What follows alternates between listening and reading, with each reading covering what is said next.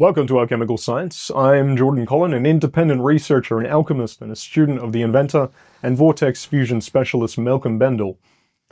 Alright, I present part 12 now in our Alpha and Omega Ladder series. Don't worry if you're new here, every video can be watched standalone, but be sure to go and check out the rest of this series after this video if you haven't seen it yet. In part 12, I catch up with two independent replicators of Malcolm Bendall's Thunderstorm Generator in Australia, Ben and David. These two guys are from different states, and they found out about the Thunderstorm Generator long before they'd even met each other. And it was only after they both came and saw a demo and started on their own replications that they found out about each other and came together to collaborate on testing and more research and development. I've been following their progress for a while now. Ben and I have been in contact for some time, and he helped out with the last demo of the technology that I did in Australia. And David actually has his own YouTube channel where he has been posting his research and development on his Thunderstorm Generator replication already. So be sure to check it out and subscribe. The link's in the description. He'll be posting more on there soon. Now, there are really two parts to this video where we do two kinds of tests. We did these both on the same weekend. In this first part, I catch up with Ben and David about their builds and how they became involved, and I show a full-length demo of both of their units and a control generator running and being tested with the Kane exhaust gas analyzer that was there. And the flow of this video is a bit funny. I was chatting with David about his build, as you'll see, and then I realized that a bunch of people were waiting to see the unit's demos, so we fired up the generators. We tested them both for a small audience of stakeholders who were invited to see the demo on that day, and then I caught up with Ben after this about his build. I've decided to just post the sequence of events uncut and in that order so that you can experience the demo as we did and know that there was no funny business going on. There was a bunch of people I didn't even know there. But if you're getting tired of seeing carbon transmuted to oxygen on camera at any point, do be sure to skip forward and check out the comments from Ben about his build at the end of the demo. In the second part of this video, which I will publish later this week, we do another test where we run the generator in a closed room with us in it for about 40 minutes, and we also overcharge the system and see the Vajra crackling with plasmoids and flashing plasma out of the exhaust like something out of Star Trek.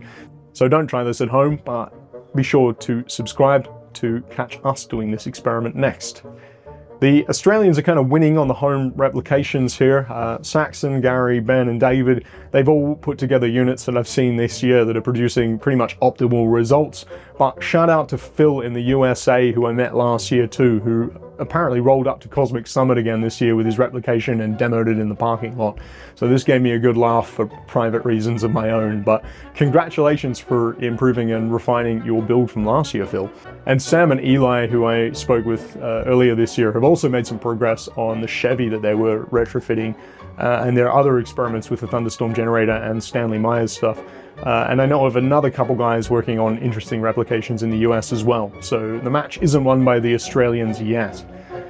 All right, let's now talk to Dave about his successful home replication of the Thunderstorm Generator and find out what he has learned.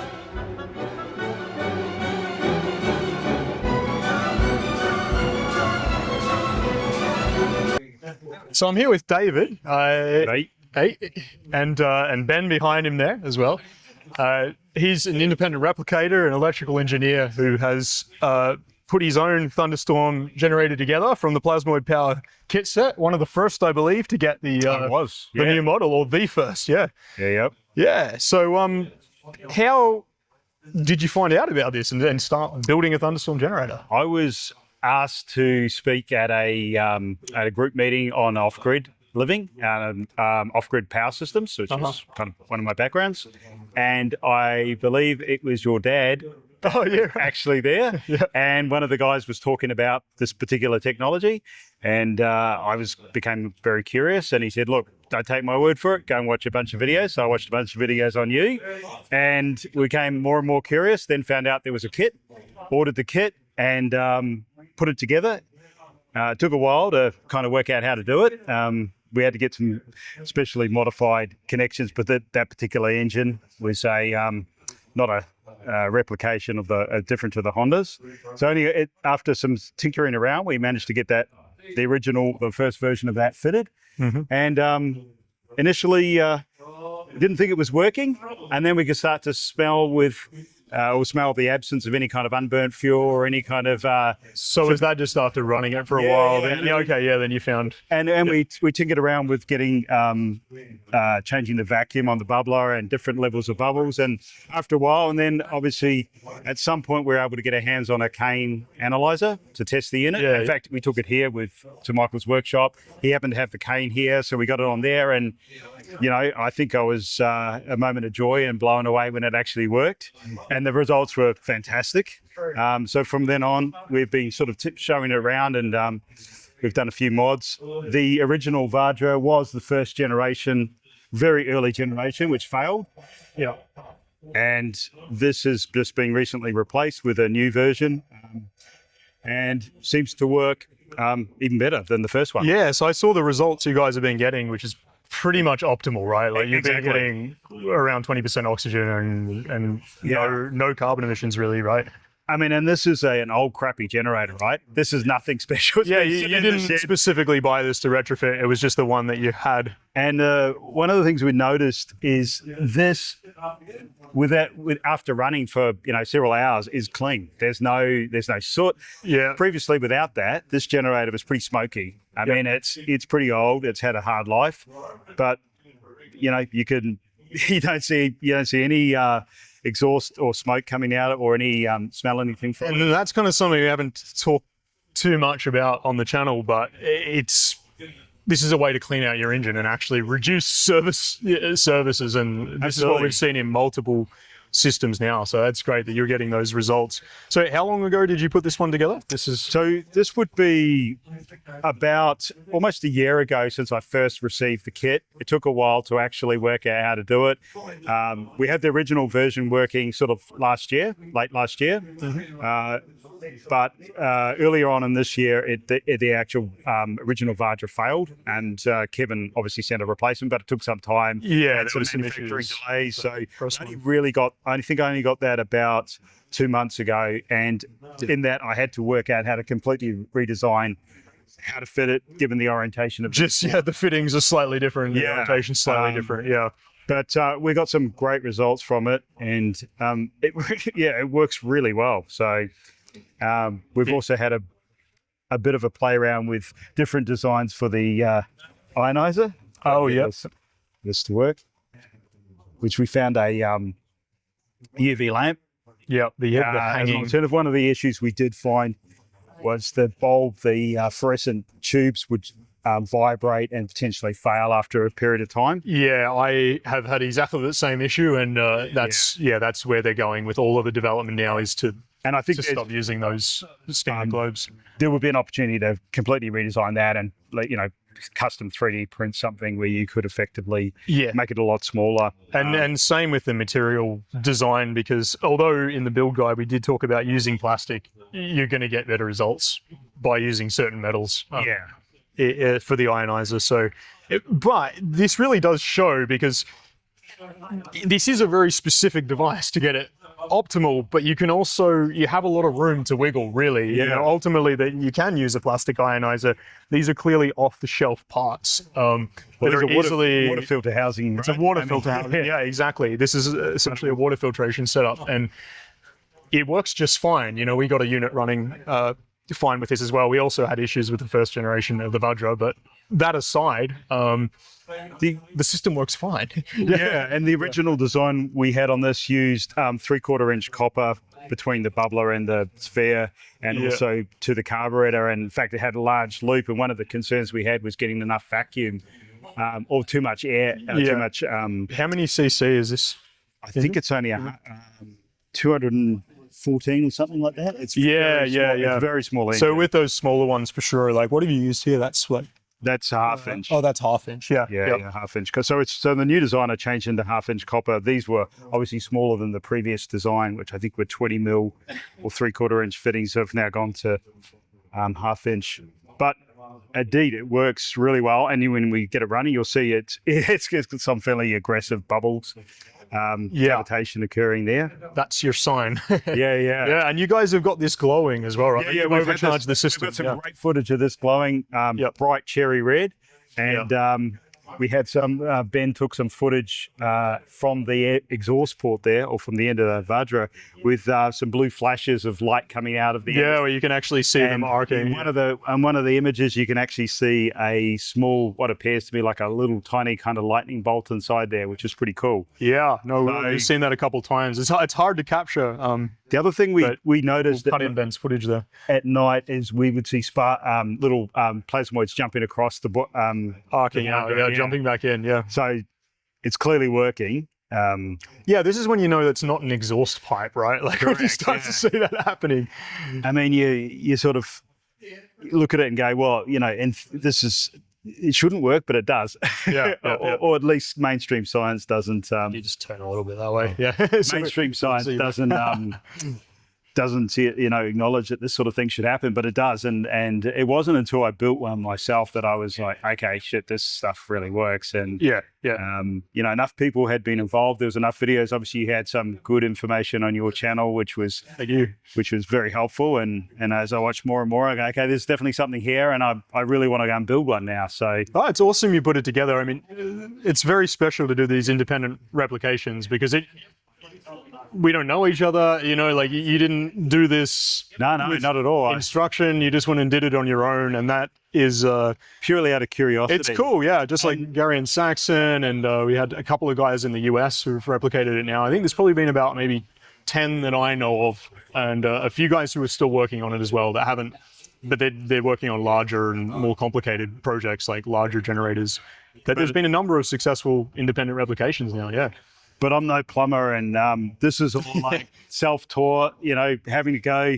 So I would say in terms of joints and quality of, fitting, not probably up there with what some of the better quality, but it works. Yeah, but it works. Which is a testament that it's relatively forgiving.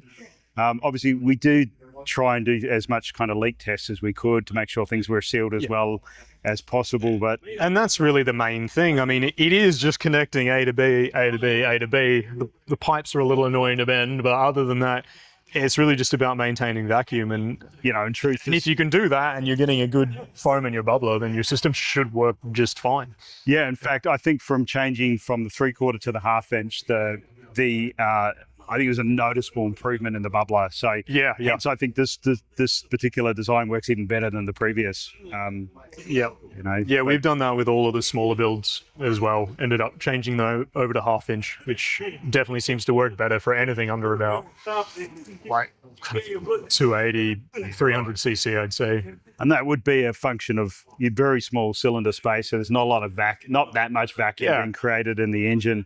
And having smaller diameter pipes obviously would mean you've got a much more aggressive kind of effect in the bubbler. And of course, this is just roughing it with off-the-shelf parts. It's like there is obviously simple engineering processes to just absolutely. I mean, I get it all right to the capacity of the engine, but.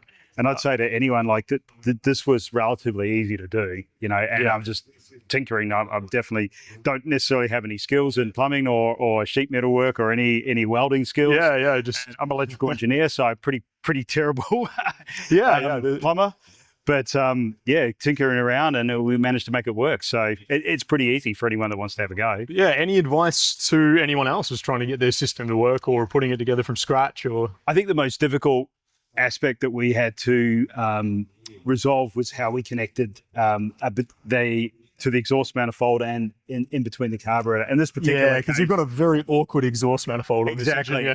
And so I think sticking with some of the more standard engines like the Hondas and stuff would be much easier. Yeah, if you're buying an engine, not retrofitting it, the Honda GX 390s, perfect. We've done them so many times now, and they're just easy to retrofit, which is why we do them. And the kit that this was supplied with comes with all the parts that would bolt straight on the Honda. So whereas we had to get this kind of highly customized to be able to fit on there. Also a very small engine to work with as well. So I think a bigger engine, probably you get better results. The one challenge we have had with this is the governor obviously ceased to operate with the modification. I think that's just a function of the change in air fuel ratio. Yep. So we've adapted it with just a manual throttle. And I think with some of it's a pretty crude governor system on this generator. So I think with the Hondas and a better system, regulation system, you probably find that would be easily overcome. It's usually not a big deal. You just kind of extend it a little bit and play around until you get it. Yeah, maybe on some engines that will be a bit more of a pain in the arse.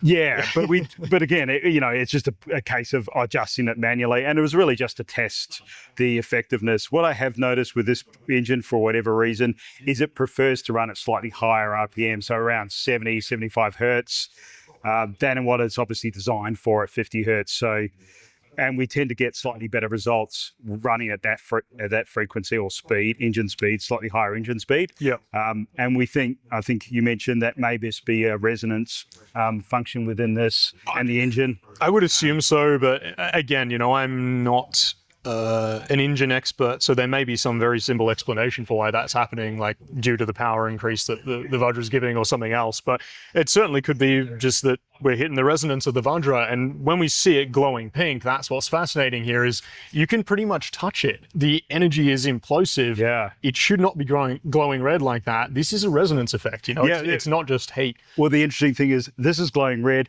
None of the other engine parts are. and that too, yeah. The so heat anomalies going on. There's a reaction, or there's something occurring in there that's raising the temperature, or at least making the outer surface glow, particularly at night. So, yeah, it's been a very cool project and very fun. I wish we could get more people in Australia and the world interested in showing the technology, and particularly some of our government. Yeah. My background is in power generation and electricity. Yep. I mean, this stuff's sorely needed in that field, and to date we've instead we're putting up turbines, we're doing all these insane things, and we got the solution right here. Exactly. It might not look much, but it's this is the solution happening in backyard sheds. So if there's anybody out there watching this that works in generation, this is the stuff you need to see. This is it. And I do get a lot of people reaching out to me all the time about how do we take the next steps with this. And ultimately replicate it and come and talk to one of the replicators. We'll get this on the truck. We'll put this on the ute and we can deliver it. You can test it yourself until you're convinced. So that's it. I mean, it works. Yeah, we can put this on coal power plants. We can put this on generators. We can do a lot of things with it that could help Australia in a lot of ways, and get on board Australia, every country on earth. But yeah, it's all happened in Australia, so let's see the Australians take it up. An Australian invention. we need to take it up. That's it. All right. So we're going to fire this up in a minute, and we'll get the Kane gas analyzer on, do some tests, and we're going to, maybe not today, but tomorrow we're going to try and have a look and get it glowing as well and catch some plasmoids. Perfect. Well, do we want to start it up now? Yeah, let's do it. All right. Thanks, David. All right.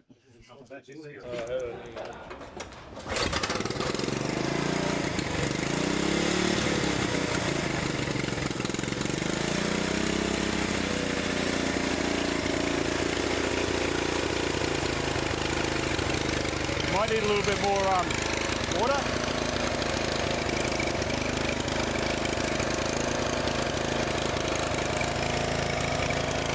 A bit more water.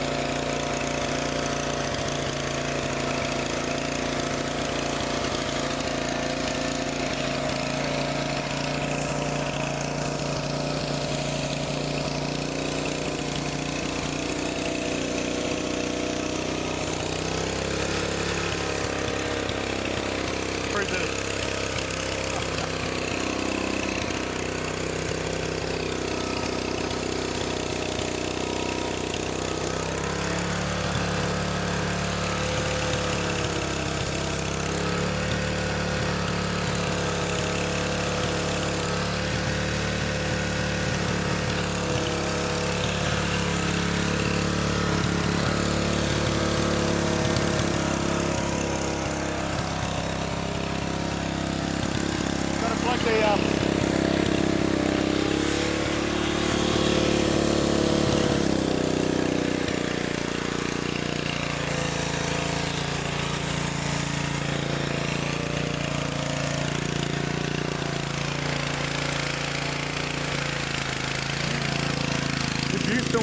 analyzer. Yeah. With what's that? camera. Yeah. Oh yeah, just phone. Yeah. Like that.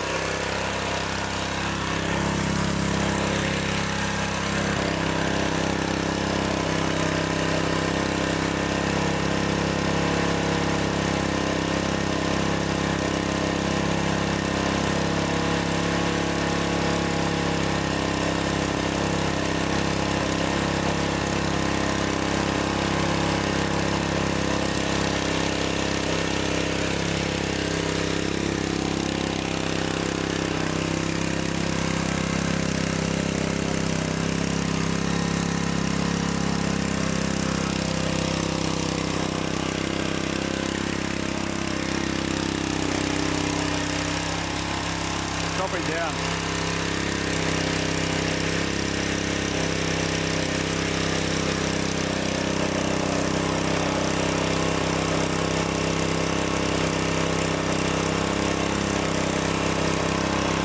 Hey, do you want to fire up the one next to it, and we'll show the same. We'll just compare between the two, and we'll fire this one. I'll put this down here. Yeah, go ahead.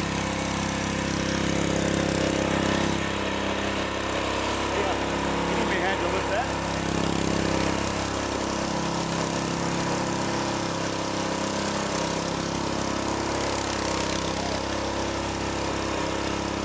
Thanks.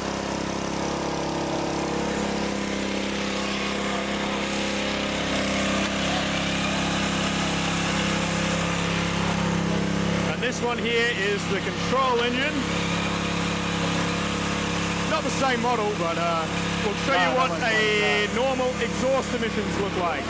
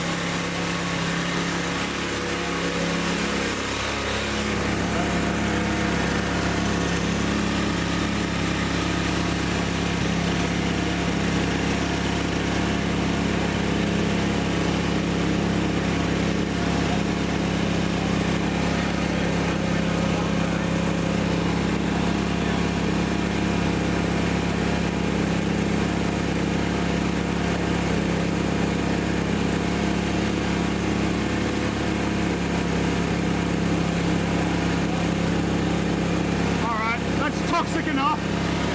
Try to start this one. Oh yeah, all right.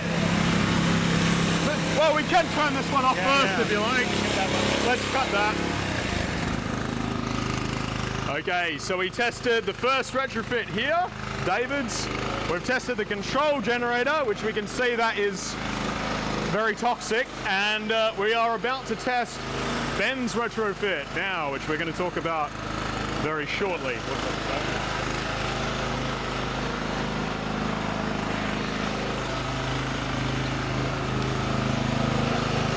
start it.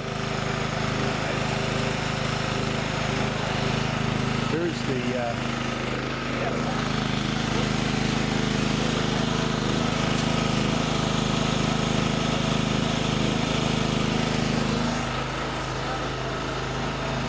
ready?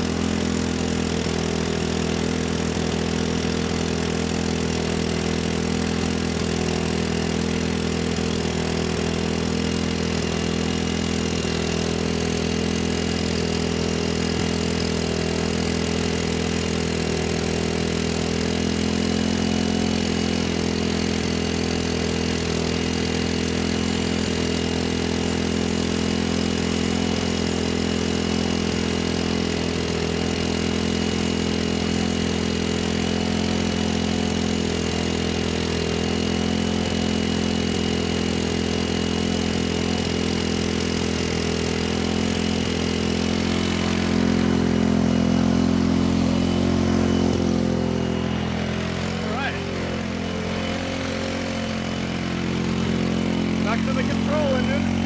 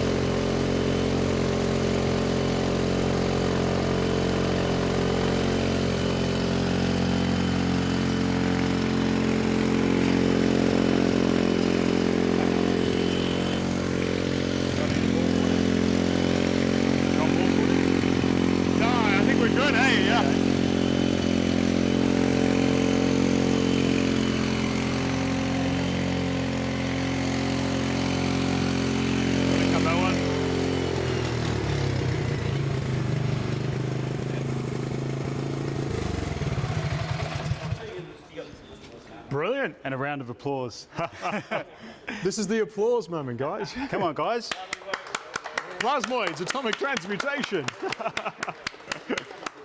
So who's retrofit won there? I think mine did, didn't it? Yours did. I think it did. I think you were a percent more oxygen and Slightly possibly better. a percent less. These are the same, exactly the same generators. They are, yeah. And with same load, and the results are, I mean, there's no comparison. No, right? there's no comparison. You can't fake this. You can't and I was trying to show the probe there properly in because it is. You know, it's like we're doing the same thing, and you can smell the difference, right? Absolutely. Like the first thing you dramatically, notice is that stinks. Yeah, It smells like a lawnmower. And I love that the gas analyzer popped up very helpfully with toxic gases. Extreme toxic warning, yeah.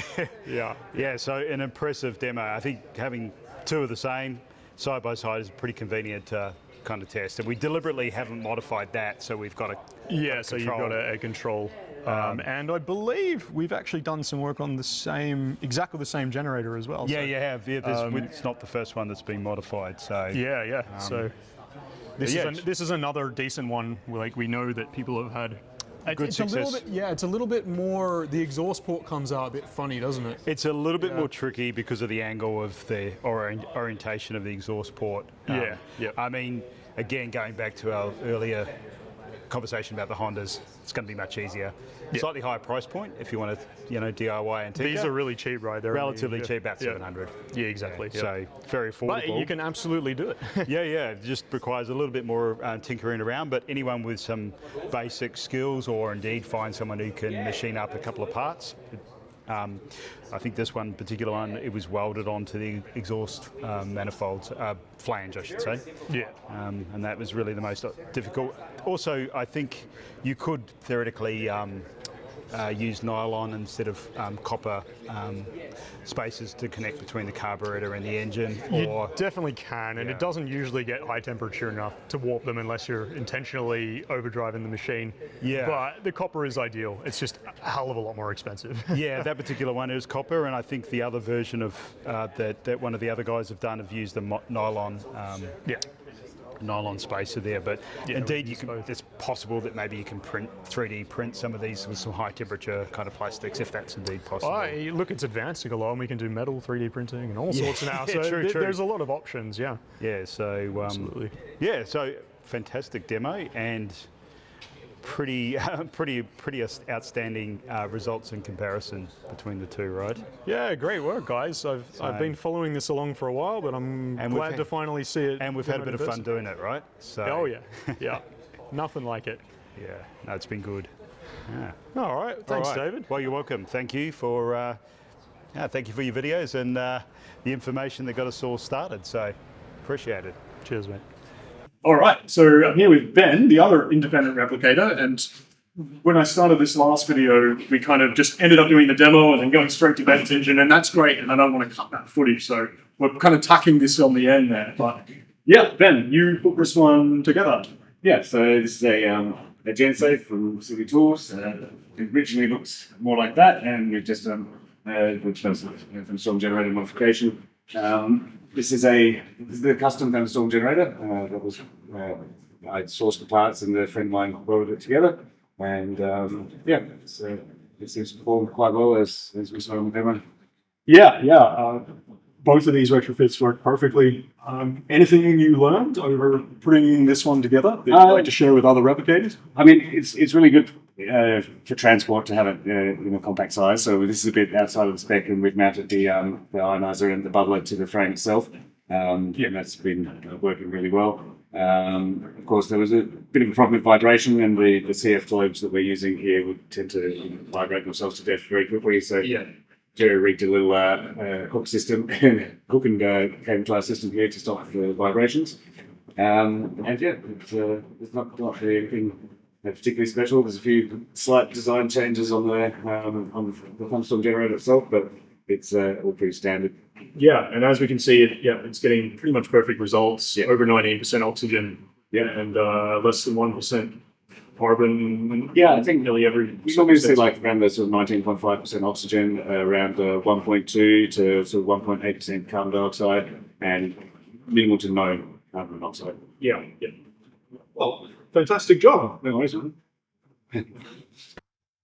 I hope you enjoyed this demo of 2 Thunderstorm generators and a control engine, and my chat with Dave and Ben about their replications.